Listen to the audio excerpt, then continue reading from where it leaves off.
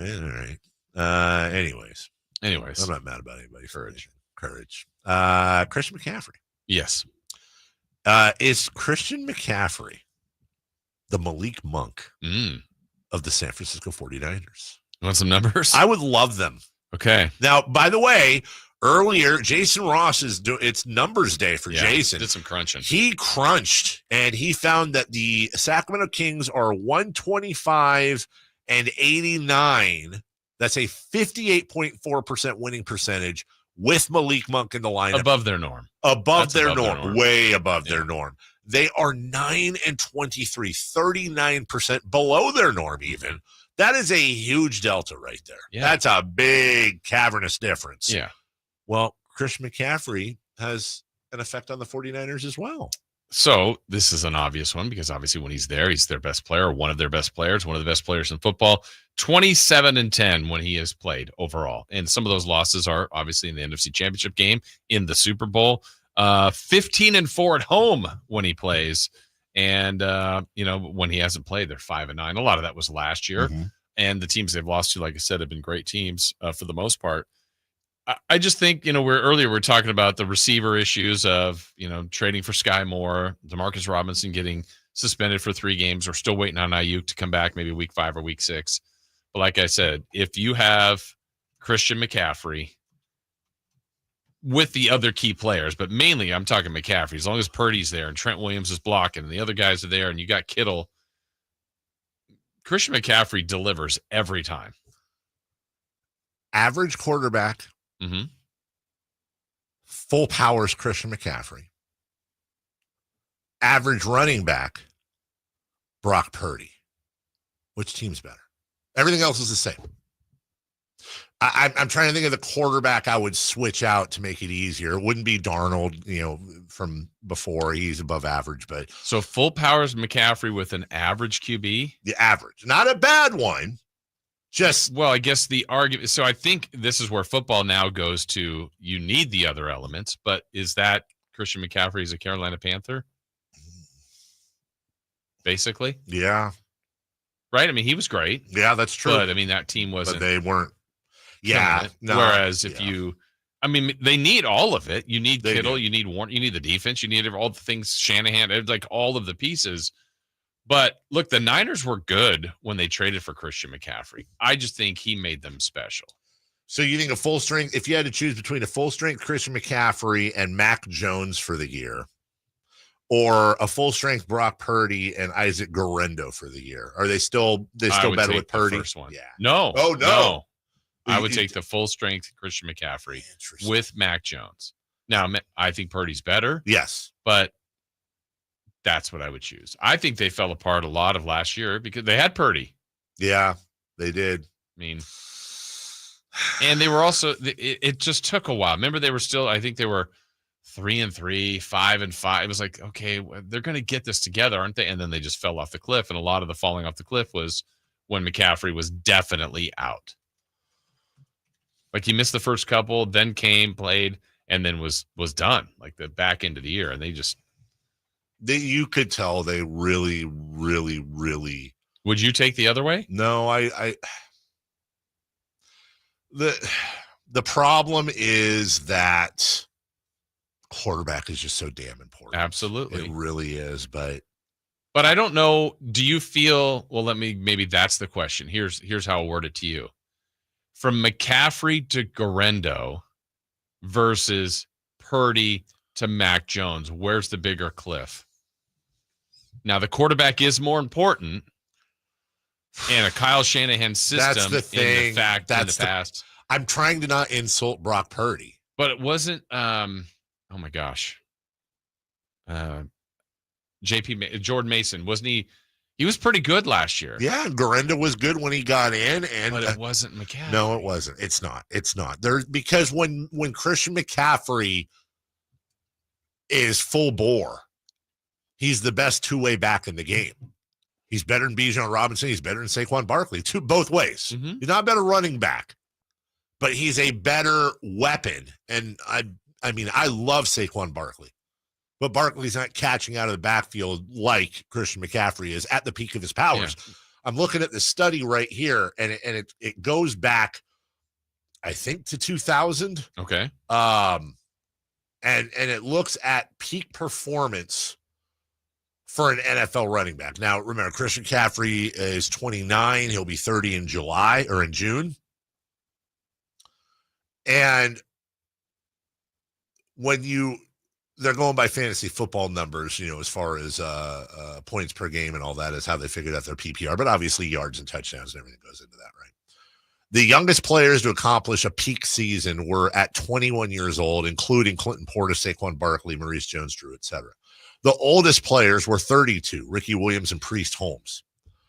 An incredible 84.85% of running backs' peak seasons happened between 22 and 28. 5.15% of running backs have had a peak season at 29. That falls off from 9% at 28. Now, I'm throwing a lot of numbers out there. Here's the noise in that, though. I don't need Christian McCaffrey to have his peak season. That's his best season. He doesn't need to have his best season this year. But if he can have 90% of his best season, they're cooking. Yeah. They're cooking. Last week, and we'll have him tomorrow, but we had Dave Richard on first installment of Fantasy, and I said, look, I'm going to ask this last one as a self-serving question because I'm in a league that has a keeper, and we've had Christian McCaffrey as our keeper for multiple years, and why not? He's been great. Last year, obviously, we got a little burned by that, but I said, in the process, we drafted Jahmyr Gibbs. Yes. And I said, look, we're leaning towards Gibbs based on age and potential, but I think McCaffrey's going to be awesome. And his answer to that, and now this is fantasy football, but I think there's some elements of, real football in this too. He said, don't lean, go all in on Gibbs, basically on age and opportunity. But he did feel that McCaffrey was like, he's taking McCaffrey in first rounds, like he's going to be awesome. But my specific question was between those two. And I personally think McCaffrey's better, but Gibbs younger and, and then now Gibbs can become our keeper from, going forward. For It's so difficult, but it's all age. It is. And when you're doing stuff like that, I think that's the right move on McCaffrey. But the closest thing I can think of off the top of my head when you're doing stuff like that is it's like blackjack. Like you shouldn't hit on 12. Well, but depending on what the dealer shows. But if I'm sitting there and I'm looking at somebody who's got let's say 2 5s, Chris just brought in a smell good air freshener. Hey, just $1.25. You could have 2 5s and the dealer showing 4. Okay, and you hit and you get a 6, and the dealer turns over the card and it's also a 6. They've got 10. They hit the jack, 20. Boom, they win. There's a difference between what the smartest move is based on odds and everything else and what actually comes to fruition as the best move. So in that case, that ceiling, for example, the year before last, pretty sure nobody drafting in fantasy knew that Raheem Mostert was going to lead in touchdowns. Who knew that? And it was who was the other Lion with Jahmyr Gibbs? Started with a D. Montgomery. David Montgomery. No. The year before it was somebody else. They also had another Williams that's got all those touchdowns. Yeah. I know. Yeah. And I think he led the league in touchdowns that year. It was close. And then you go back to the 3 years prior, Jonathan Taylor. That's your number one pick. And then he ended up sucking. It's such a, wow, that's strong. It's such a crapshoot. So with my issue with Christian McCaffrey is this. He's coming off this big injury, right? You have George Kittle, which is another offensive lineman and also a threat. But here's the other part of the combo we're not spending enough time on. The 49ers just traded for Sky Moore because they're so ridiculously depleted at wide receiver. Well, with Ayuk out, with Debo gone, with the Demarcus Robinson now with a 3-game PED suspension, Juwan Jennings is struggling with I think a hamstring or whatever, plus his contract issue. Here's the fallout from that. If that wide receiver core isn't clicking, number one, let's load the box. Let's load the box. Yep. Good luck, CMC. He's still going to get his, but it's going to be a lot more difficult. Secondly, Oh, here goes Brock. 6-step drop. Here's your first read. Here's your second read. Here's your third crash. Sack. And how many, if that wide receiver core isn't clicking, how many coverage sacks are we going to see Brock Purdy take? And they're cumulative. Like it really is you're sticking one finger in the dam and then the other. There is a domino There's Kittle effect. in all this. Well, that's what I was saying. Kittle is like having an extra offensive lineman. Kittle is a weapon for sure. Kittle also ain't, I mean, look, I think Kittle's going to have a fine year. He's also not getting any younger. Right. And I also think he's going to be doubled quite a bit. I would think, especially at the beginning, yeah. And then the other problem is, depending on the offensive line and now how they hold up, are they going to be able to release Kittle in the flat and do his thing? Or is he going to be more of an offensive lineman than a receiver this year, or as much, because he's got to stay back and help Brock Purdy pull turf out of his helmet? It really is a and you ask the question, too, is this the last best chance at a Super Bowl with this core group? And I think the answer is yeah. I feel like it is. I mean, in that it might have another window, another year attached to it, but it doesn't feel like this isn't the beginning. No. And the core group I'm talking is McCaffrey. Purdy could be a part of this for a while. Yeah. But it's Kittle, it's Trent Williams, Bosa, Warner. You know, like the main core guys that have been a part of the couple of long runs that they've been on. And Debo would have been in that group, but obviously they traded him. So, it feels like it to me. The schedule, again, that's a schedule that's on paper, looks favorable. I think the NFC has a window there for them. I think the AFC navigating through that looks to be much more difficult. But yeah, they still got a shot, I think. And I think we thought last year they had that shot, and then things it shows you how fragile it can be. It really is. And meanwhile, you got other teams that have, like Seattle, they're coming. Mm-hmm. They're coming. The Rams are kind of in a similar spot. They do have some young talent, but also Matthew Stafford's aging out. They've got some they lost Aaron Donald. I don't know what the hell Arizona is. I really don't. It's not just, and Jason, the question isn't just like, well, this core group. Some people might be listening going, well, hold on a second. Like Nick Bosa is still fairly young. Fred Warner still is not slowing down. Like, what are you talking about? It's not just, we said earlier that ESPN reports 7 of the top 10 players in the NFC West are 49ers. It's not just their performance. It's the 49ers are incredibly limited at being able to reload because it's also those contracts. Right. I think it's the when you talk about the 49er window, it has more to do with contracts and salary cap than it does with performance and age. Mm-hmm. These guys are still going to be good for the most part for another 1, 2, 3 years at least. But how long can you keep all of them? That was the beauty of Brock Purdy. You're paying $900,000 for a borderline Pro Bowl or a Pro Bowl quarterback. Yeah. That's manna from heaven. Yeah, 2 years ago, he's one of the finalists for the MVP. That's exactly right. Yeah. At $900,000 a year. Yeah. He's making a little more than that now.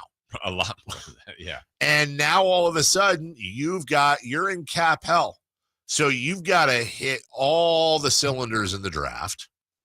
And that was really, I don't know if you knew this. I don't know if people listening knew this, but Brock Purdy was picked last in the draft. Oh, okay. Yeah. So you're literally talking with the 49ers, even though they blew it on Trey Lance with the 3 pick, even though they blew it with Solomon What's-His-Face instead of Patrick Mahomes, on and on and on. I don't like using the term lucky because it implies that there's not skill and scouting involved.